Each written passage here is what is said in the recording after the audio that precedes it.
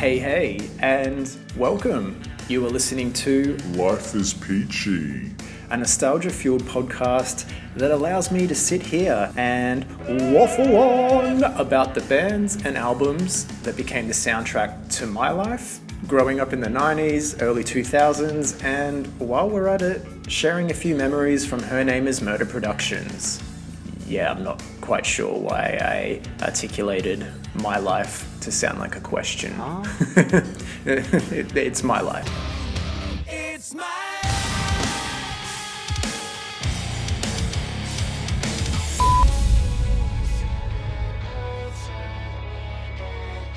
It's such a rewarding experience to watch a friend follow their dreams and succeed in so many things. And with my work, I'm really lucky enough to be the guy that captures some of these moments. I'm so humbled I get to do what I love, and I can't believe I get to do it with people I consider friends. My guest today I have known for nearly a decade. We've both accomplished a lot doing what we love and have experienced many amazing moments together. And we've individually grinded away at our careers through the ups and the downs in pursuit of our passion, and we've stuck to it long enough now to have some of our own stories to share.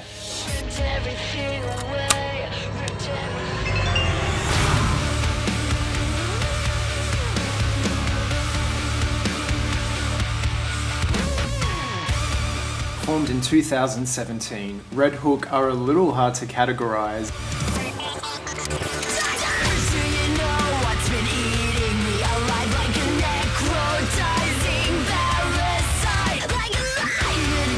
This is one of the things that makes them so exciting. They pull together a bunch of flavors from various genres, including one of my favorites, nu metal.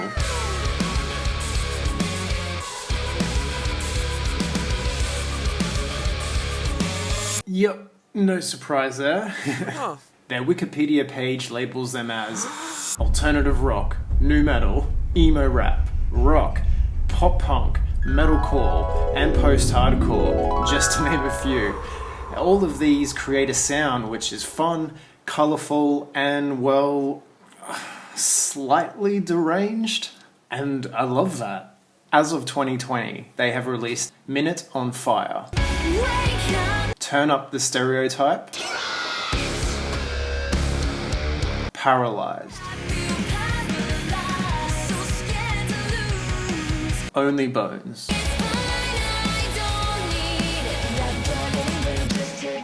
Fake. No, not that fake. This one. Dead Walk. Cure for Psycho,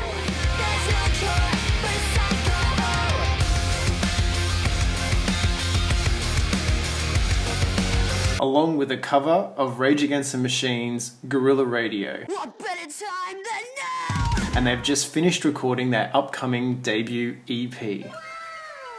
And so aside from Dead Walk, Her Name Is MARTYR Productions have been lucky enough to work on all the music videos with REDHOOK, along with documenting their first tours in Europe, the UK, and Download Festival, which was just a massive milestone for all of us. The song we're looking back on today is the band's fourth single, Only Bones. My favourite release from the guys, and probably my favourite music video I've done with them. And so I was thinking, what better person to reminisce about these times with than the voice behind it? Someone I believe to be one of the most unique forces in the game, and one of my closest friends. Vocalist for Sydney's REDHOOK, Emmy Mack!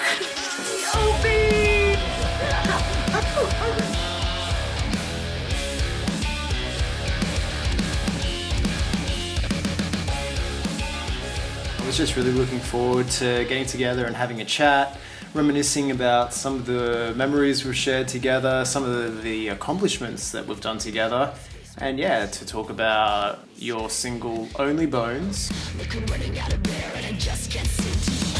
Let's rewind the clock and go back to the very beginning, and I'm curious to see what comes to mind when you think of the first time we either met all worked together?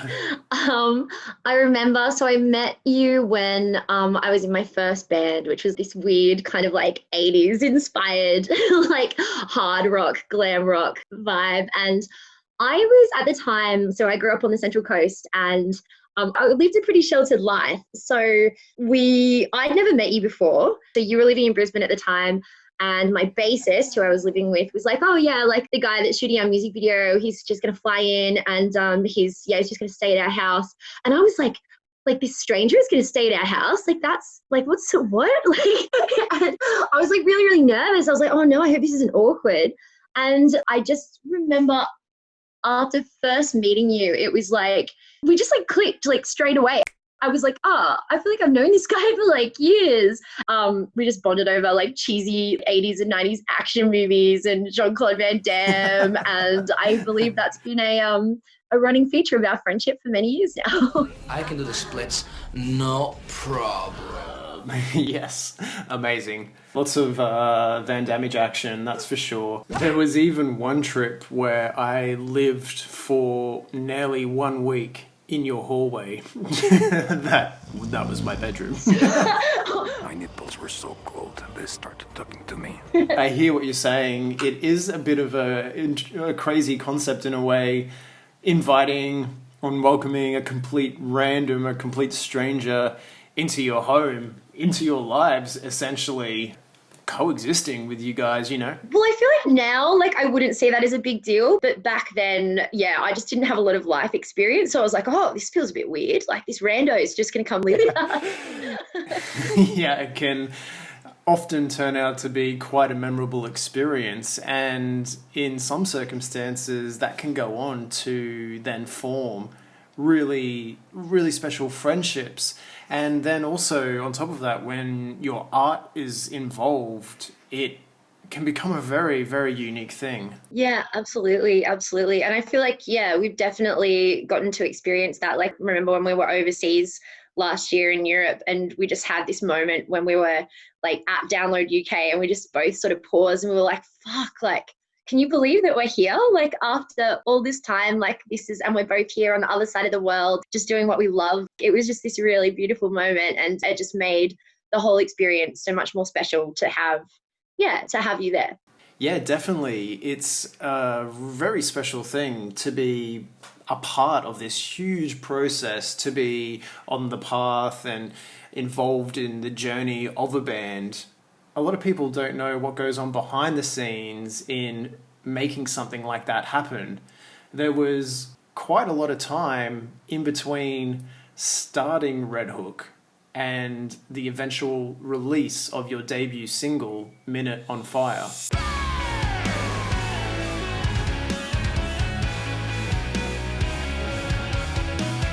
I'm actually quite interested in hearing a little bit more about that in-between period, what was involved with that and how your hopes or how your intentions may have changed, shifted or evolved from starting REDHOOK to the release of Minute on Fire. Honestly, to be like perfectly honest, like a lot of it just felt like I was beating my head against a wall and it was kind of like I didn't know what I was doing. And then I was trying to find like the right band members and get the vibe right. And looking back, like I don't really think I knew what I wanted to do. I think I was just, I knew that I loved heavy music and we were like experimenting and writing these kinds of new songs. But it took a while for things to click. But then once they did, it was kind of just like this big light bulb moment. And I was like, oh, okay, this is who I am. This is what I want to do. This is it. Like there was so many times when I almost gave up, more times than I could count. And I guess I just owe the perseverance to like the people around me who believed in me and just also just kind of like a fuck you attitude. You know that thing, you just want to prove all the doubters wrong, everyone who like sees you grinding away and just thinks, oh, like, why don't you just do something real with your life? And why don't you just go get like a 9-to-5 job? And you're like, no, like I follow my dream, damn it. Hey, punk, I've been slaving all day making that slop. The food is good. The question is, how are you going to pay for it? The grind, what it takes to create and maintain some sort of career with it. Oh gosh, yeah. It's, being in a band or just being an artist, I think it's so tough. You need to be, I think, a little bit crazy to want to try and make something of yourself in this industry. To start off with, you've got to be so much more than an artist. You have to be a manager, you have to be a marketer, you have to be a business person, you've got to be like a social media manager, like you need to be all these different things, and you have to be willing to grind at all of them. Like it's not just, I've written and recorded a song and I'm just going to plonk it out there. Like you have to sort of have your shit together and just hustle so hard. And I think that's the thing, like a lot of people, like REDHOOK, it's like we just kind of exploded out of nowhere. A lot of people were saying that to us over at Download, because to, people that didn't know us, it looked like we had just released 2 songs and all of a sudden we were playing Download Festival. While that was true, at the same time, there was like years of grinding behind the scenes that led up to that, and just figuring out who we were and what we wanted to say and what we were all about, and just getting that vision together and just getting everything together before we kind of announced ourselves on the world, I guess. Yeah. That term that gets thrown around quite often, overnight sensation, when the reality is there's actually been countless years of working hard and pushing towards the hope and the dream of something. And tears and like and existential crises and all of that stuff. But I suppose, well, I know that within that there is always a silver lining, Excellent. To be brought on from the beginning and be a part of the music video process and the entire world that's involved within that. I really, really cherish that with you guys. Aww. Beyond that, particularly with the last few releases, things feel really focused now. Like there's a cohesive sound and direction with the aesthetic of REDHOOK. Yeah, definitely. I mean, Minute on Fire, just to, give you a bit of context. And you hope that it'll unwrap its head from your throat. Sometimes the days just drift away. That song, I think the master was sitting in my Dropbox for probably a good 2 years almost before it got released. When I recorded that song, like I wrote that song with my producer Stevie. That was before Craig, my main songwriting partner in REDHOOK, before like I even knew he existed. So that in terms of like the way that the music has evolved, yeah, things definitely have clicked. And I think that's largely to do with the way that we work now and the songwriting relationship between Craig and I, which just really clicked, and we're both like so aligned with what we want to achieve with every song that we write. It's been a process, but it feels really good. And we've just recorded our debut EP, and I am so freaking excited to just unleash these songs on the world. I'm so excited. In a way, it's probably felt like a lifetime leading up to this moment, right? Oh my God, like several lifetimes. Hunting season is over. There's so much personality in all of the REDHOOK tracks that I can imagine that there's perhaps quite a few versions of M in there also. Yeah. I heard you use the term deranged before. I was listening. Confession, I stood low and thought they'd never know just what I did, and so I buried it. Love that. Like I definitely like to bring a bit of that deranged vibe. You've seen our live show, you know that that's the vibe.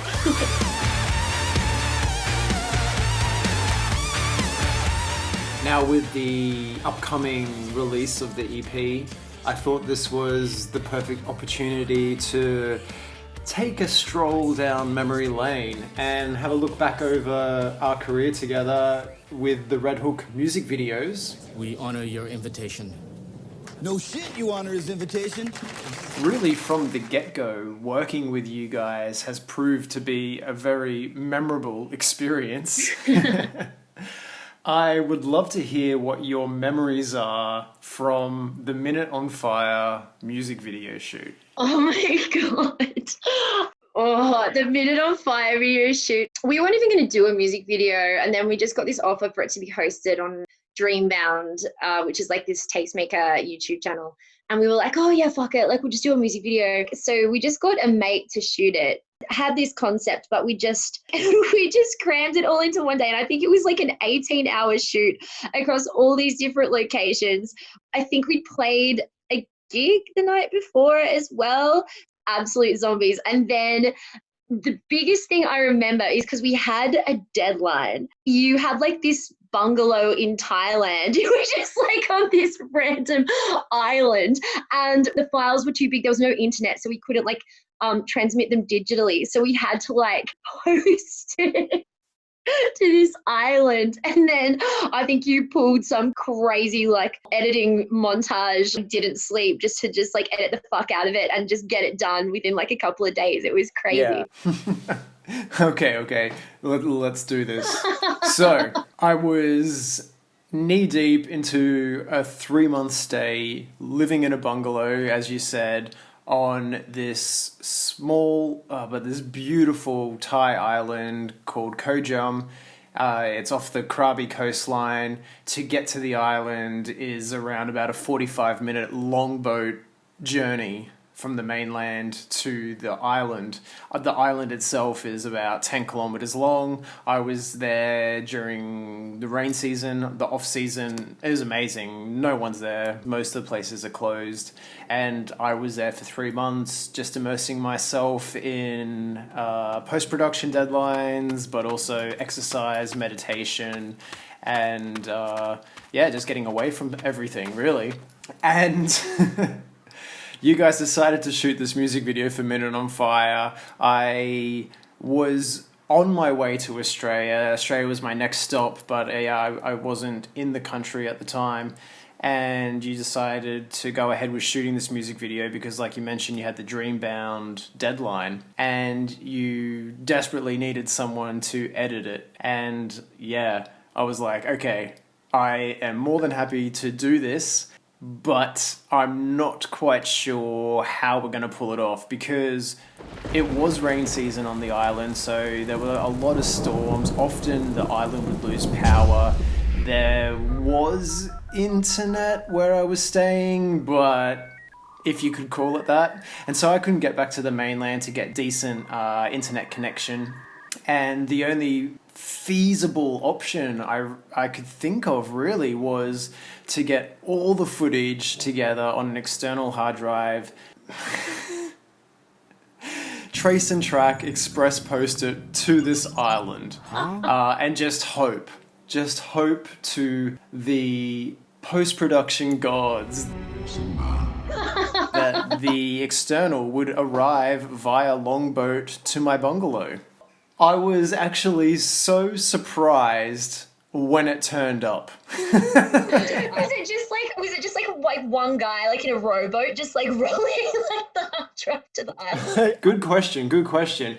I'm actually not sure of the final details of this epic external hard drive voyage. Obviously from Sydney to Bangkok, plane, Bangkok to Krabi airport, plane, then from Krabi airport to the coastline, some sort of courier transport, then from Krabi coastline to Koh Jam, longboat, then from where the boats arrive at Koh Jam, it's just a couple of jetties. So from there to my bungalow, then a motorbike, and then I just one day it was waiting for me at my bungalow. It was there. It had arrived. I couldn't believe it. And once I had it in my hands, I remember I was just looking at this Australia Post box for so long, and then I thought, now I actually have to edit this. It made it. Oh my God. We've come this far. It's like the one time that the postal system just really comes through with the goods. Yeah, and so on paper, in a circumstance really where everything just should not have worked out at all, Australia Post definitely delivered the goods. It's a Christmas miracle.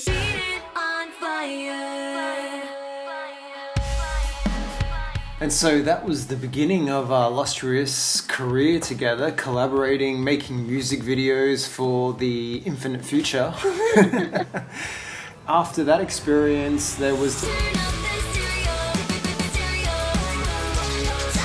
And so with Turn Up the Stereotype, there was more time to really sit with pre-production for a bit longer, to really plan out the narrative and the concept and really focus more on aesthetics. So there was more of a focus, there was more of a cohesive ideology in creating that music video. We were also really lucky enough to bring in Chris Elder from House Party.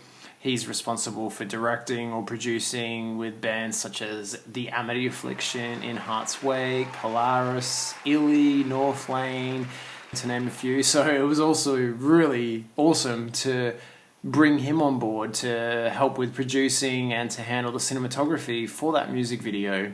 Obviously, it was the follow-up, so naturally the plans and the concepts from the get-go were to be bigger, to be brighter, to be more explosive, even bringing on the use of pyrotechnics in the music video. When you think back to Turn Up the Stereotype, particularly, you know, following on from Minute on Fire, what are some of the things you remember from that shoot? I remember the first day of the shoot, we shot it in this like abandoned slaughterhouse in Western Sydney that Elder, shout out to Elder, had used a bunch of times before, but then we got there, the elevator, like, it just wasn't working. And I just remember being in like the fetal position, like I just feeling really angry at myself and really sorry for myself. But we eventually got it working, and then like filmed the shit out of it that day, and that was great. And the second half of it, we literally just like filmed in Craig's bathroom in his shower.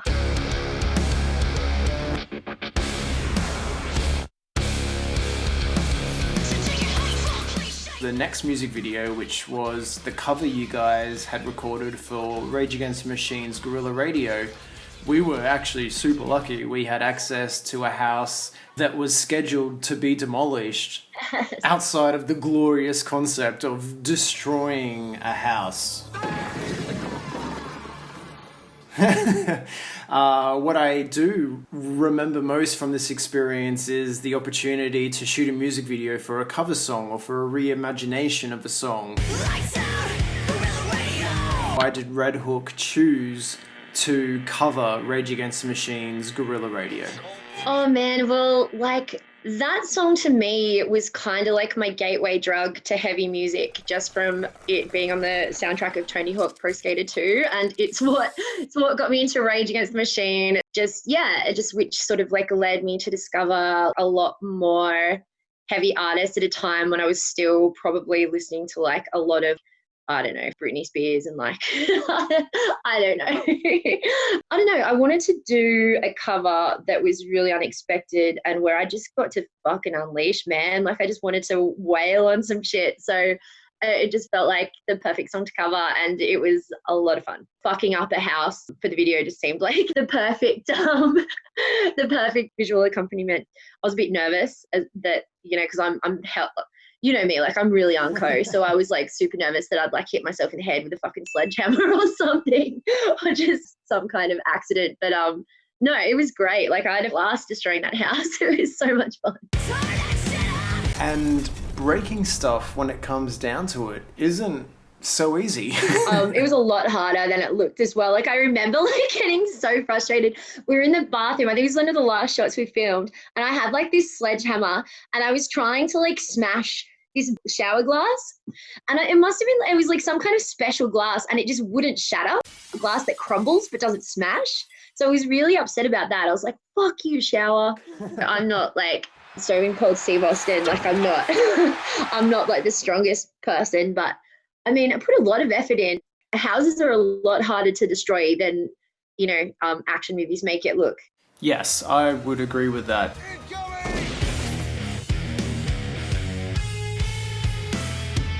Just figuring out unique, creative ways to destroy things and to, of course, also capture that. We all channeled inner WWE characters, didn't we? And we got there in the end. We did.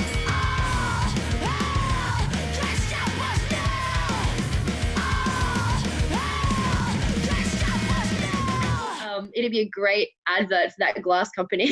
Oh, snap.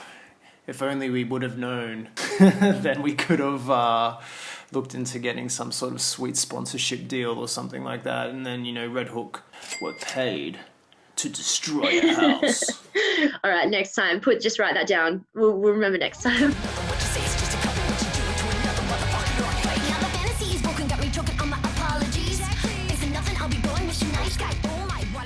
And as we are working our way through the music video back catalogue of collaborations, we now come to Fake.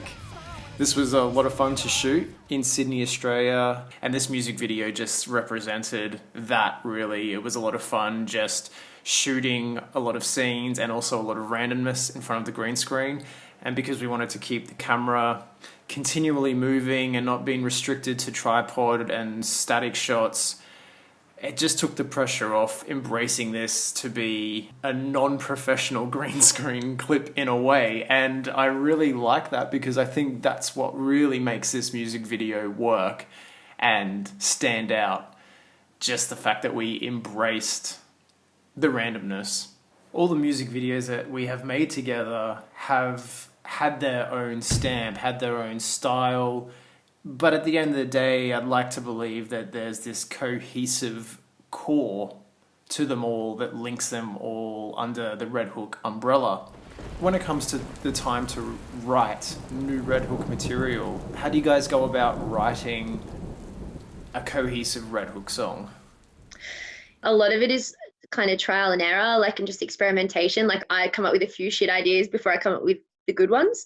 So it's just a matter of trying out heaps of stuff and being like, nah, that doesn't work. How about this? Oh yeah, that's cool. Yeah, sick. This is sick. All right, we'll go with that. And then just kind of building it. It's just kind of you start from the foundation and you just play with lots of stuff and try lots of stuff, and some things work and some things don't work. And it was kind of a bit like that with Fake. I remember the pre-chorus, I had a couple of different ideas before I came up with that sort of grungy kind of vibe that I ended up going with the pre-chorus of that song to sort of offset the kind of Nicki Minaj rapping that's in the verse. And, in theory it sounds really cooked, but it works. It just all sort of, it just came together.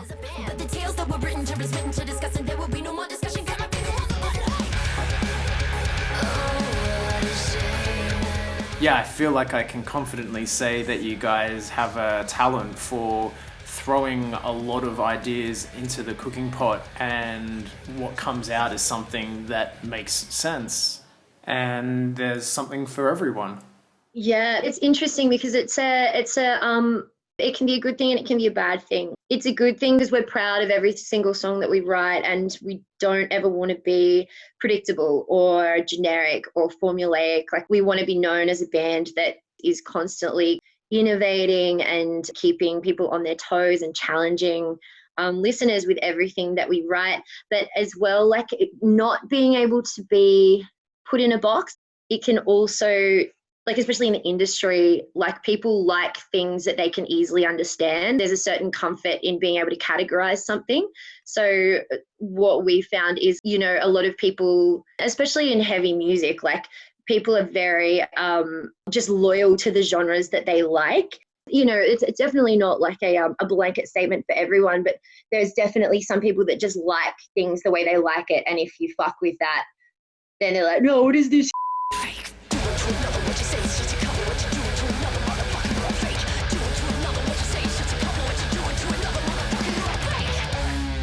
We kind of like it, being divisive. It's kind of cool because then at least people are talking about what you're doing rather than being safe and boring. You know what I mean? Oh, definitely. Yep. I spent such a big part of my career in the early days really trying to mimic what I looked up to, or in a way what I thought or presumed was successful or represented good quality work. And I just battled for so long with this because of course I couldn't make that stuff because that wasn't what I was good at, or that wasn't how I expressed myself or how I could express myself. The best way to go about it for me is applying what I am thinking and feeling and vibing in that moment and applying that generally to my work. So then what I'm left with is continued releases of, hopefully, memorable and individual standalone content. But under the Her Name Is Murder monarch, it makes sense, and there's a general cohesiveness and understanding to what my overall intent and voice and output is. Yeah, absolutely. And I think as an artist as well, like regardless of whether a musician or a videographer or whatever you do, I think there's always like it's kind of a piece of your soul that you like inject into every single project that you work on. Like there's a piece of yourself in there and, you know, exists there forever. So I'll drink to that. I'm going to crack a cider and yeah.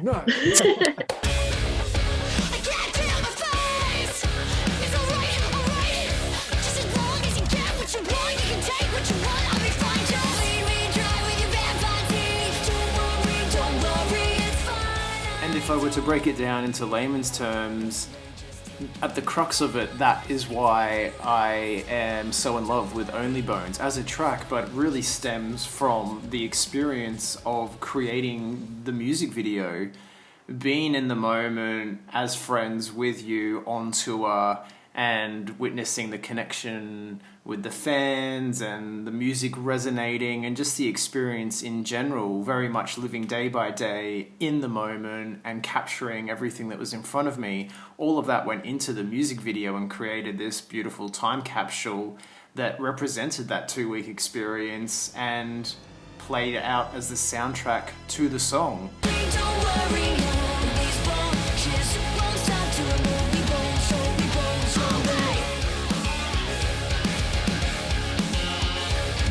And I think in many ways it took our friendship to the next level, you know, if we're using video games as a reference. Level up. Level up.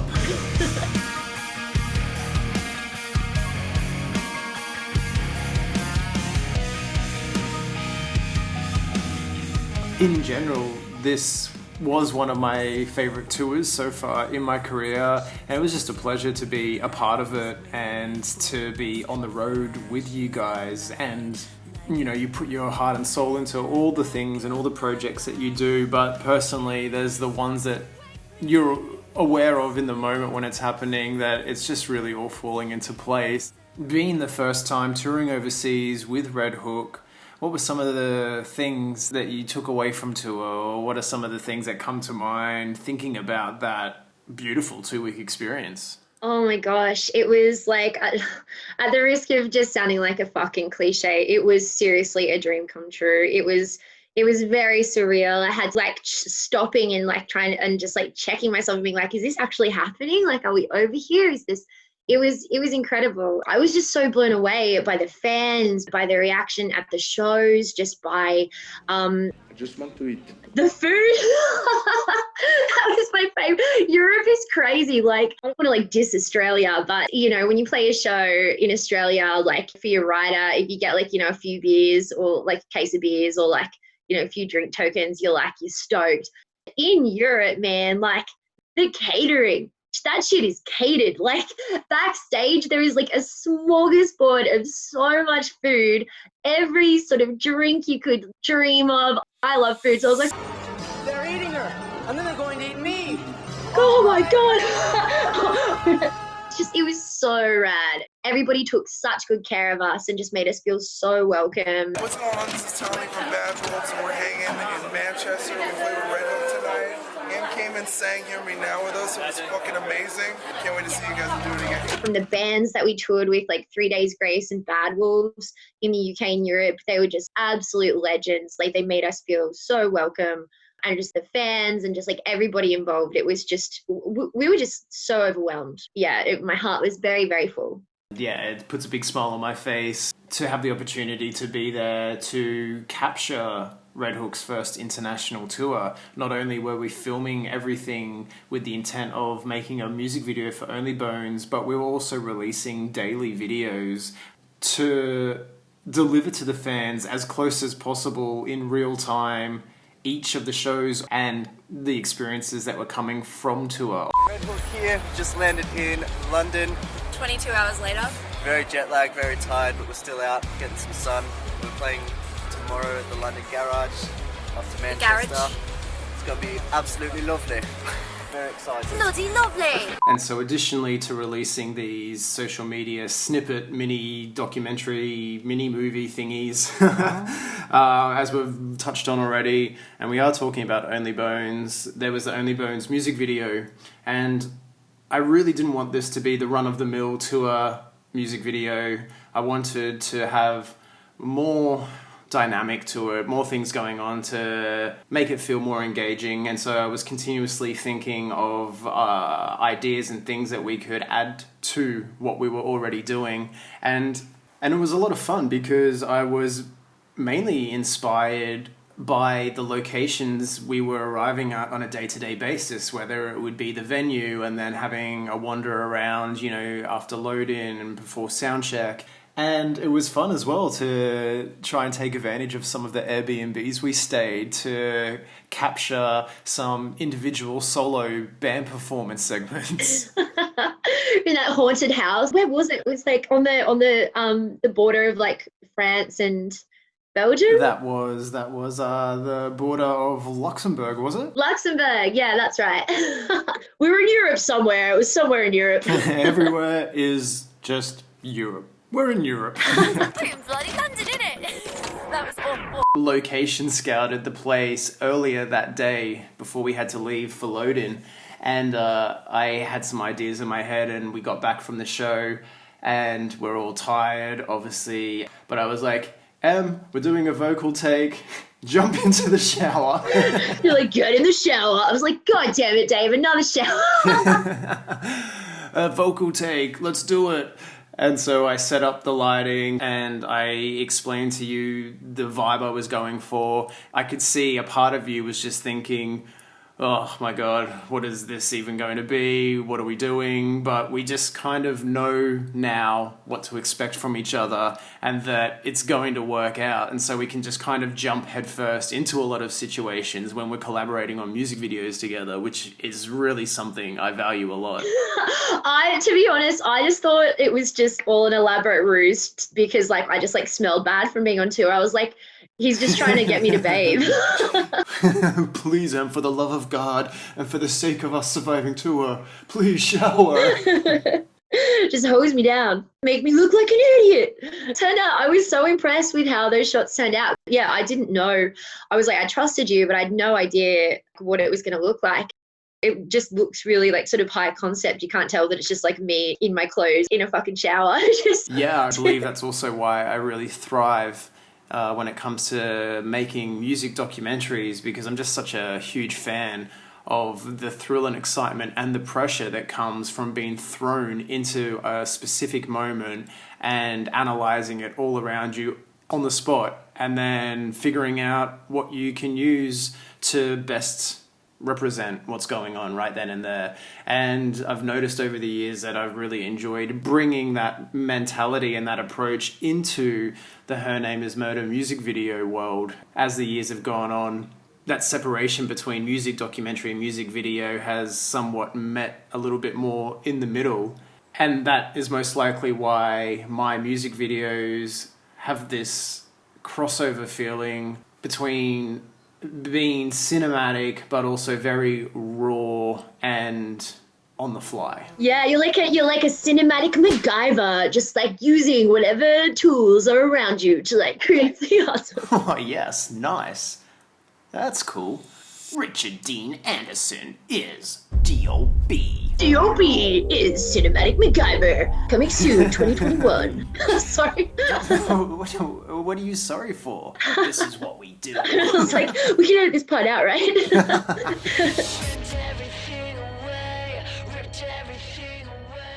Only Bones puts me into a time capsule and takes me back to my nu metal sweet spot when I was in high school.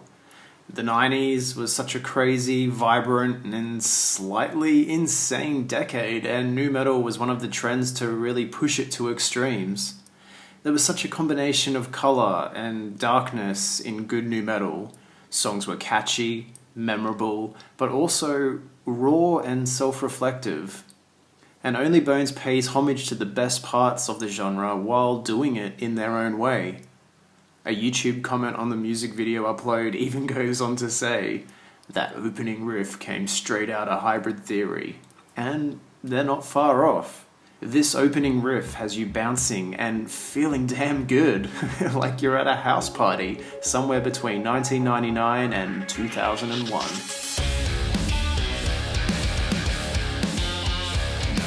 The song sounds massive, and all the layers and colours come crawling out of the speaker like radioactive insects and get under your skin.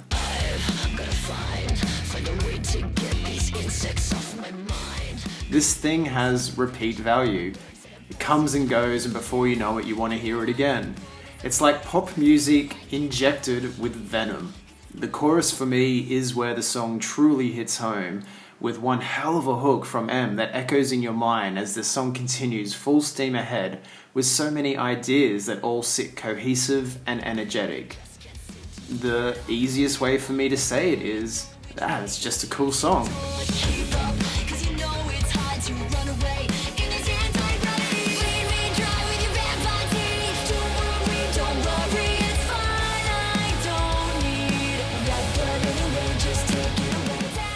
But no REDHOOK song sounds the same, and Only Bones is no exception to this pattern. If anything, for me, this is their most sincere and grown-up sounding song, highlighting a band in complete control with who they are and what they do. And just when you think you have them all figured out, their next song will bring you something unexpected in the best possible way. So after giving my 2 cents on everything, what were some of the ideas that went into writing and constructing the song Only Bones? I can't take any credit for the riff. That was all Craig. I just wanted to do something cool and different vocally, and Craig sent me the riff and the raw kind of demo instrumental that he'd written, and I immediately got that nu metal vibe as well. And with the verses, it was almost just like a kind of channeling thing, like with that vocal part. The first time that I was listening to it and I was trying to write something to it, I just got kind of like a Marilyn Manson vibe with just the you gotta be out of space because no one can hear me scream. I was just vibing Marilyn Manson energy, and the chorus, I was just trying to write some hooks, and I had the concept. Usually the way that I write lyrically, I give kind of a song its identity, in terms of what it's about and what the meaning is behind it. I wanted to write a song called Only Bones because I just liked the way it sounded, Only Bones. And then when I was writing the chorus, I just kind of came up with that hook, that Only Bones, Only Bones. It just went so well over the music that Craig had written.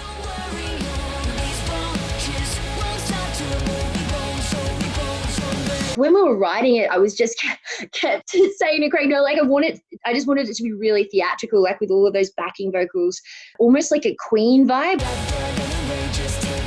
Just this choir of just weird, creepy voices, just singing these demented kind of lyrics. And that's just kind of what I wanted to achieve with the chorus, just have it just be very dark and theatrical.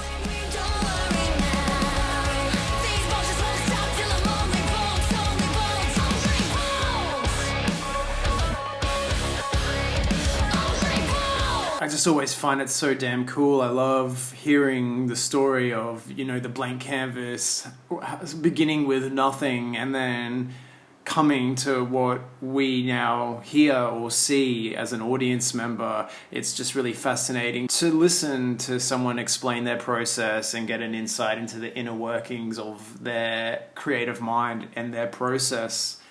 The hook, the chorus hook for Only Bones was and continues to be stuck in my head throughout the editing of the music video and beyond. It was just forever in my head. I'm so sorry. Oh, no, I love it.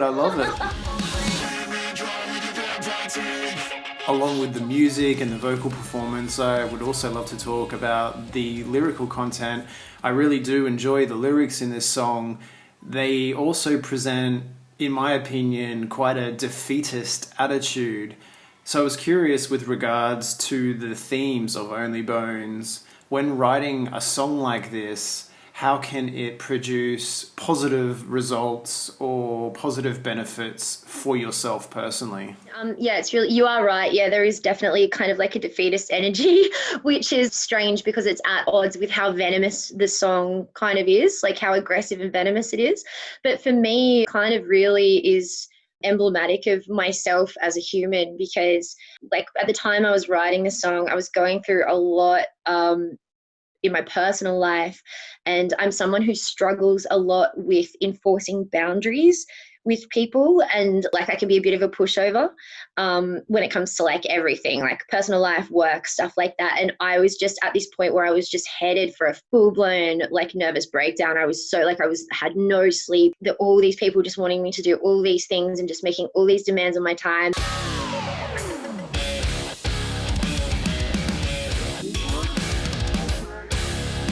I just felt like my only value to them was what I could give them, not about me as a person. And then that triggered like just this anger towards myself for not being able to stand up for myself and enforce those boundaries and say, no, fuck you, leave me alone. Like, I like put myself first, venting those frustrations and anger at people who I felt like were taking advantage of me, but also at myself for not being able to stand up for myself and stop that from happening. I guess like when you're talking about the catharsis of being able to write a song like this and then get up on stage and just like, this is another song that I love playing live because I just get to like really unleash on it, scream my lungs out, and it's cathartic. And that's where you get frustrated and they'll like just like wail on a punching bag. That's that for me. Like I get to get up on stage and I get to like scream these lyrics and let that frustration out. But it's a work in progress. But yeah, there's a definite catharsis to being able to translate those feelings into a song like this. Did any of that make sense? That continued pursuit towards evolving and learning and working out the best ways to express ourselves and share parts of ourselves. It's a lot of hard work, and I feel very thankful that there's an outlet such as this, you know, putting pen to paper, recording vocals, releasing a song, ways of having self-therapy sessions in a way. And I have it with my music videos and my music documentary, this vessel for me, giving me a voice, allowing me the function to really share parts of my soul and express myself, often in many circumstances where I just don't have the words or know how to say the words. That's so true. Like it is like in a bizarre way, a form of therapy and a form of working through issues within yourself and even acknowledging them sometimes. I wrote the lyrics before I even acknowledged what the problem was, you know, like it was, yeah, it's really interesting the way that happens. It's almost like your art is like a vehicle to be able to process those issues or even just personality defects that you that are causing you pain and grief.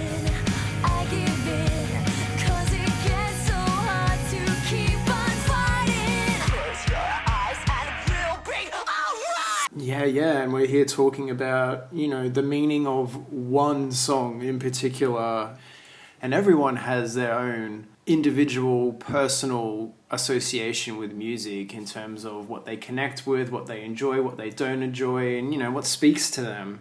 So, release day, the day that something goes from inside the four walls of your home out into the world, and, you know, there's so many feelings and emotions that come with the day of release, because first and foremost, hopefully you're releasing something that you're really proud of and that you back and you're excited for everyone to see, and you can't wait to see how that translates out there.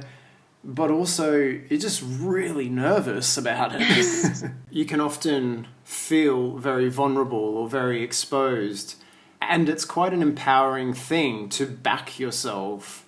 And this is the thing that requires constant work, you know, self-love, self-care, really believing in who you are and what you do. It's something that, you know, it's a never-ending process, but it can really make a big difference to crushing, or at the very least pushing aside a lot of those insecurities. So then what we're left with is a really lovely, supportive place within ourselves for creating, instead of always questioning. Yeah, exactly.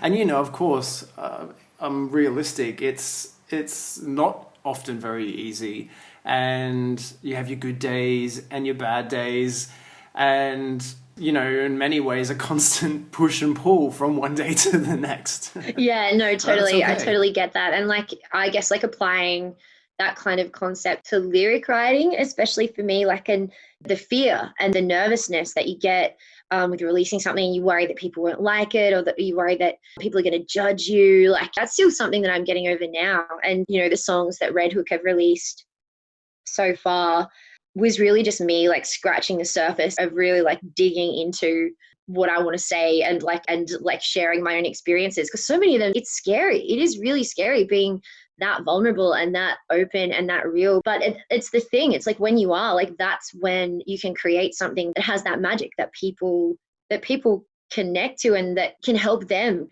If they're going through something shit, but there's a song that they connect to the lyrics and it makes them feel less alone, or it makes them feel like they're not a freak, and it helps them. That's when music is at its most powerful. That's what has always drawn me to music, and alternative music and heavy music in particular is just that feeling. When you're feeling at your most shit and you feel hopeless, music always makes it better. Listening to music, no matter how shit you're feeling, even if you just need to cry your eyes out and you listen to music that makes you do that, it still helps. It still helps you heal.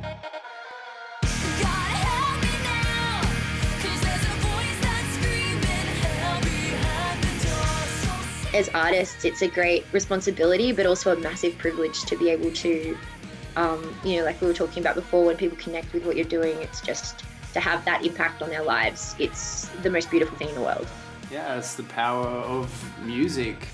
And I think people are aware of when they're experiencing something that's coming with authenticity. And I talked a little about this in an earlier podcast, but for me, music often feels like the best friend I could ever have. Yeah, it's always there to see me through something. It's there to comfort me. It's there to distract me even, or for escapism. It's there to help sift through and make sense of a lot of things. And that's why I also love listening to music when I run, because it really helps add to the meditative experience that comes with that. And we all have our own unique journeys with music, but at the end of the day as well, there's a core here, and there's something that we can all connect to. And there's no water flowing under the bridge. Now you jumped up another rhythm, but you take your long break. Was there a favorite song for you on that tour to play live? I'd probably say Fake. So much fun to play live. It just grooves and I just get to spit bars. Yeah, it's always just so much fun.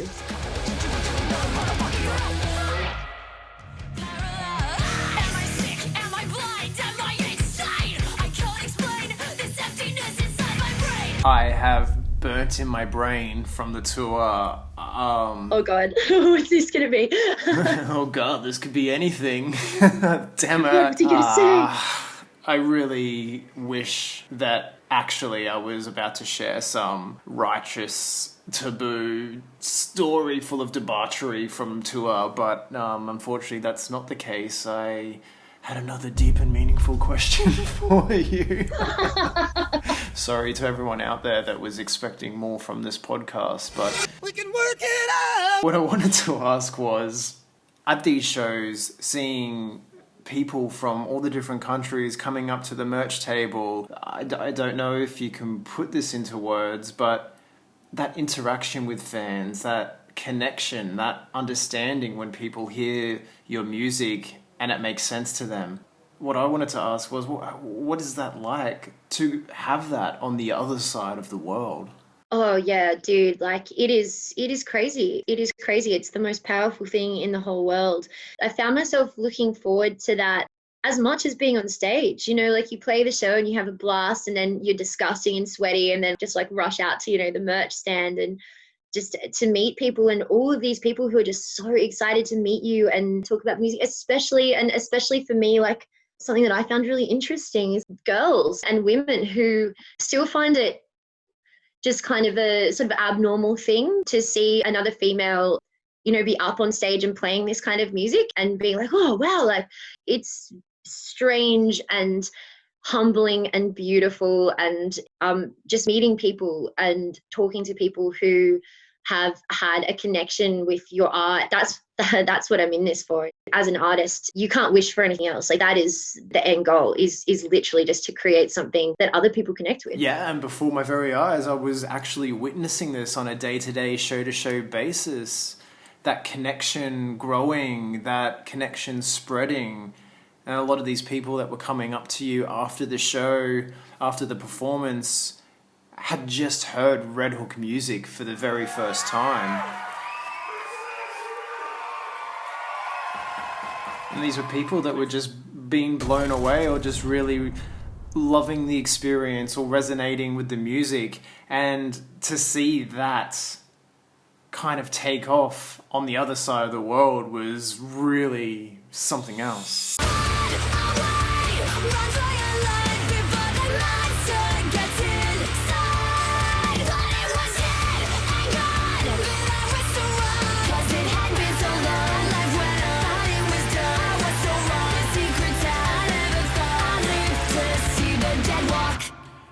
There's obviously been a lot of influences throughout your life. During your formative years, what would you say would be your biggest influences musically and vocally? And also, what about right now, sitting here talking to me? The interesting thing about influences is, they do change over time as you grow and mature as an artist. I've always taken my influences kind of from all over the place, but in high school, I think I mentioned before, I was in 80s hard rock band. I just kind of wanted to be Axl Rose, and I just wanted to wail and just be like, wow!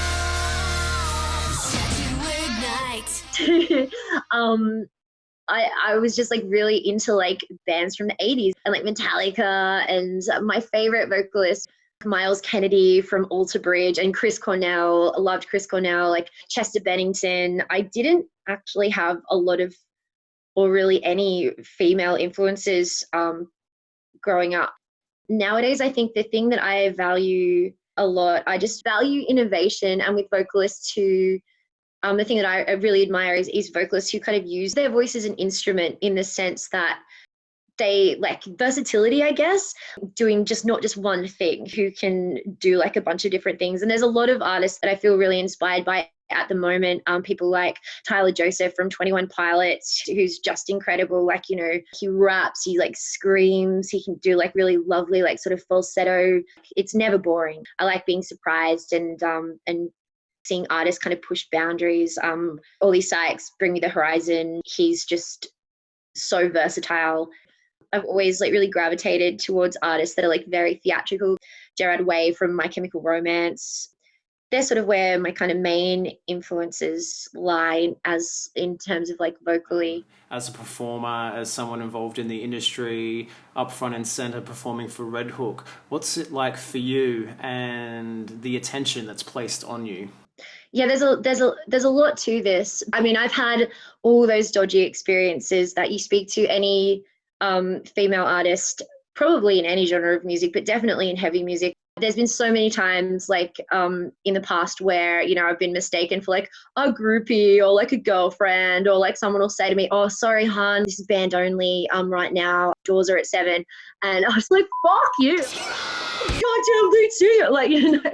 But there are still people that will, when you're opening for a well-known band, and people will be really surprised to see a female artist playing this kind of music. It is still something that is surprising for a lot of people, but it's good. Right now I think is a really exciting time for female artists, especially in heavy music, because there's just such an explosion of talent happening right now. Even just here in Sydney where I am, there are so many incredible female artists, Bonnie from Stand Atlantic, Michaela from Yours Truly, The Beautiful Monument. There are just so many amazing artists just kicking ass. It's really great. It's really inspiring, and there's so much solidarity.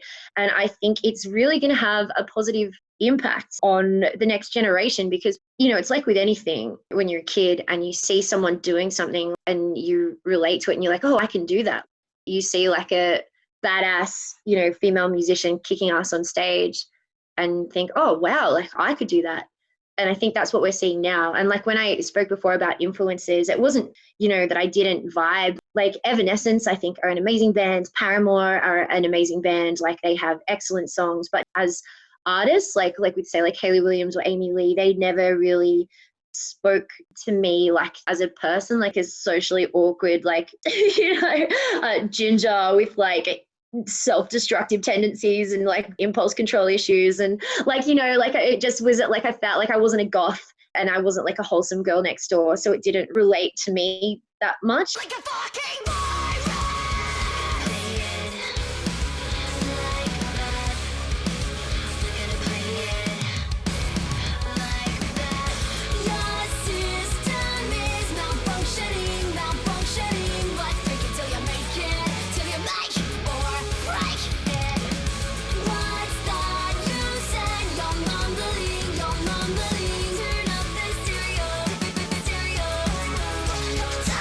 For a long time, I think female artists fell into one of two archetypes. You were either the girl next door and it was like very androgynous and like desexualized, or it was the opposite, which was like very over-sexualized. You had to fall into one of these two boxes. And now it's, you know, much like with everything else, it's kind of like, you know, fuck that. You don't have to conform to anybody's expectations of what we have to be as artists. You know, we can just be ourselves. If you're into that, then sick. And if you're not, then yeah, that's great. Just, you know, get the fuck out. Now take your big stick and your boyfriend and find a bus to catch. You could really see this night after night, you know, younger people in the audience seeing you up there, owning it, killing it, giving it your all. And of course, that is really, really inspiring for anyone to witness. And beyond that, we collaborate, we co-direct all the music videos together. These ideas mostly come from your brain. So the pre-production is very intensive together. And then, yeah, on set, you always bring it, everything you do. And that's always been very obvious from me, even from the very first moment we worked together. So it was a very lovely thing for me to see it click for other people, and in particular, the female audience. Yeah, it's such a privilege. Like it really, really is. It's just like, it feels really weird, and I still get really awkward with that stuff. It's definitely something I need to like sort of figure out how to be more comfortable with. I don't see myself as like a role model or anything, but I do feel a great sense of, yeah, just like privilege, being able to be up there and to show people, like especially young girls, that, you know, they can play this kind of music, they can do this if they want to, like there's nothing stopping them. And also just, you know, just helping people feel less alone when you don't have that kind of direction or anything to connect with that feels like it's you. It's harder. An amazing role that music plays in our lives is helping us feel like less alone, and like the things we're going through, that we're not freaks, you know, that other people go through them too. It's cool to have the opportunity to be that for the next generation of female artists playing this kind of music.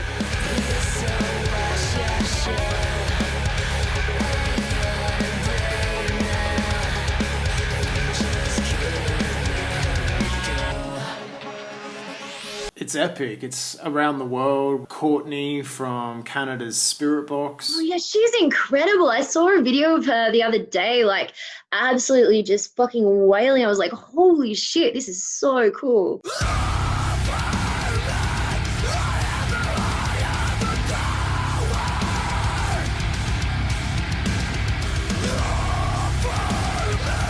Damn straight, she is amazing. I love SPIRITBOX. And then, of course, there's our friend Monica from Melbourne's The Last Martyr. Yes, Monica. I wanna float like a ghost with a human touch. So climb, just climb. So catch yourself, rise for the impact.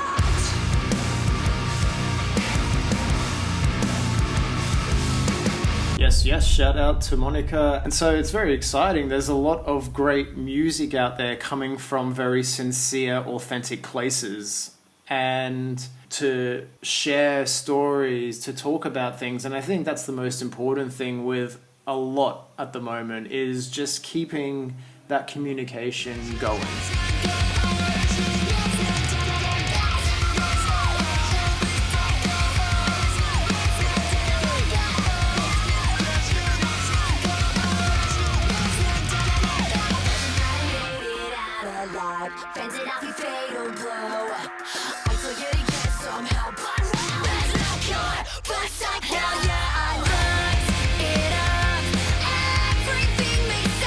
And what you guys are hearing just now is the latest single from Sydney's REDHOOK, Cure for Psycho.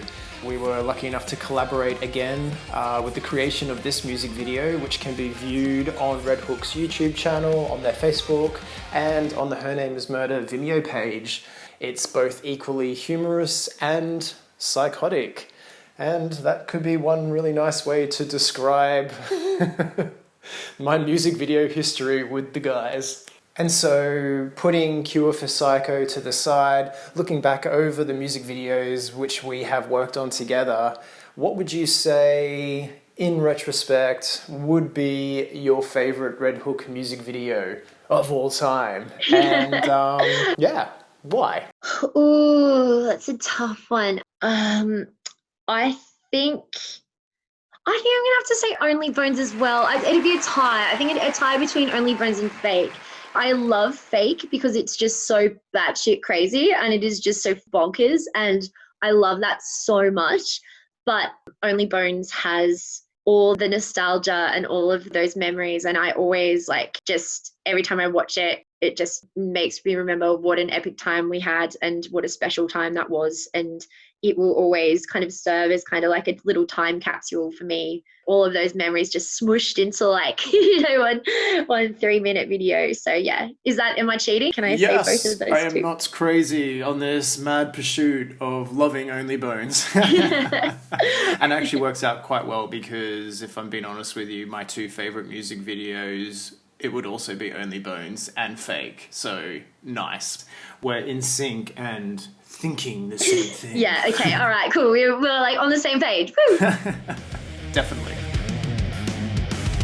It has to start somewhere. It has to start sometime. What better place than here? What better time than now? I have nothing but love for you, Em, and for the guys in REDHOOK.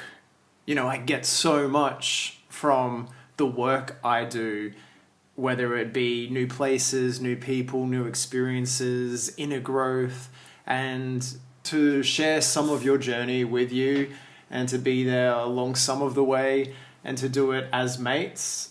It really just doesn't get any better than that. Aww. Well, the feeling is very, very mutual, Dave. And I think people probably don't realize when we were reminiscing on those tour videos that you were doing when we were in Europe. I just remember I was a bit worried about you because we would be out until, we'd hanging around after the shows and meeting people and stuff. And by the time we got home and loaded out and got back, it'd be 1, 2 in the morning. And then you would stay up until 4 or 5, just editing these videos to make sure we had them the next day. And I was just are you okay? You don't have to do this.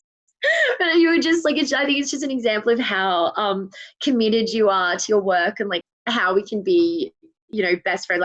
I see you as family. You know that we've been friends for such a long time, but still be so professional in that context and just care so much about the work that you're doing and just creating these incredible pieces of content that we can all be proud of. Put a massive, massive smile and a tear in my eye here on the other side of the world. I think your story just sums it up. I just love being involved with music. I love sharing the road and, in my way, sharing the stage with people and getting to live my dream of being a vocalist through doing what I do.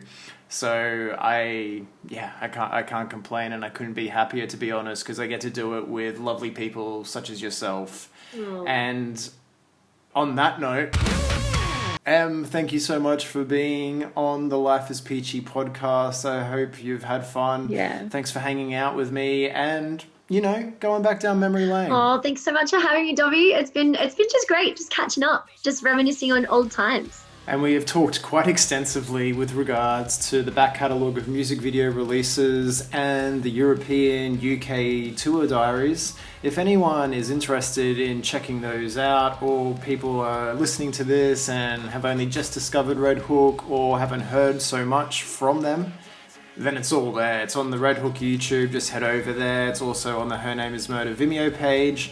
You can also find the links in the description for this podcast episode. It will all be there for you to go check out and view.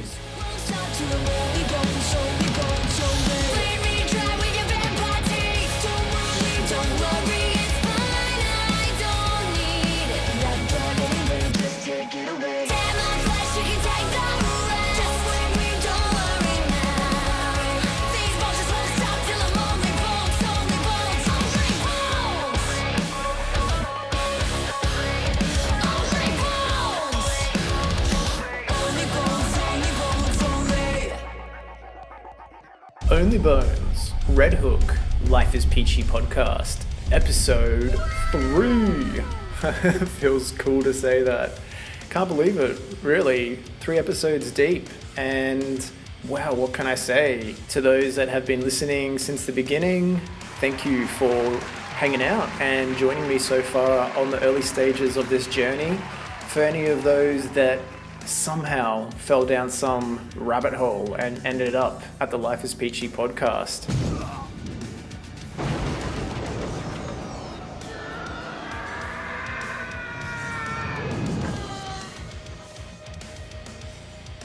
welcome, and I hope you enjoyed your time with me today. If you guys are having a good time listening to the episodes, you're keen for more, Here's a hint. feel free to leave me a review over at Apple Podcasts. It does make a big difference and help me out a lot. You can also go follow the Instagram, Life Is Peachy Podcast. That's my number one main source where I post any updates, I post new information, also, back and forth with you guys talking about favorite albums and things like that. And for those of you out there that perhaps want even more than what I provide here with this podcast, I have spent a lot of time working on a platform to deliver something like that for you guys over at patreon.com/lifeispeachypodcast, where there's a stack of perks, a stack of bonuses for supporting and investing into this podcast so I can bring you guys more episodes with more guests and we can keep this community going. No problem. So if that sounds like something that may be of interest to you, then of course you can go check that out too. Get on with the ceremony. I just really want to say thank you. Surprise, surprise. But you guys know that it is true and I mean it. Thank you so much for hanging out with me today. I really cannot wait to do it again for episode 4. I can't say much at the moment about it except, Excellent. I am excited. Definitely excited. But until then, guys, take care of yourselves and each other. Let me know some of your favorite albums over at the Instagram. I'm really excited to hear about that. Until we hang out again for episode 4. Catch ya on the other side. Bye-bye.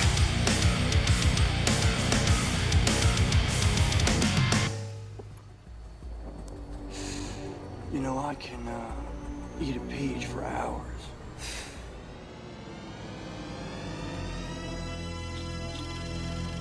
This episode was written and edited by myself and recorded from the comfort of my own home, DIY style. with each guest calling in from wherever they happen to be around the world at that particular time. The Life Is Peachy theme song is an original tune for this podcast, written by Tim Richardson. All music featured within this episode is used by the permission of the credited writers and band management. Further details can be found in the description of the specific episode, along with any relative and interesting links. All artwork is original and illustrated for the Life Is Peachy podcast by Chris Lisa Liefting.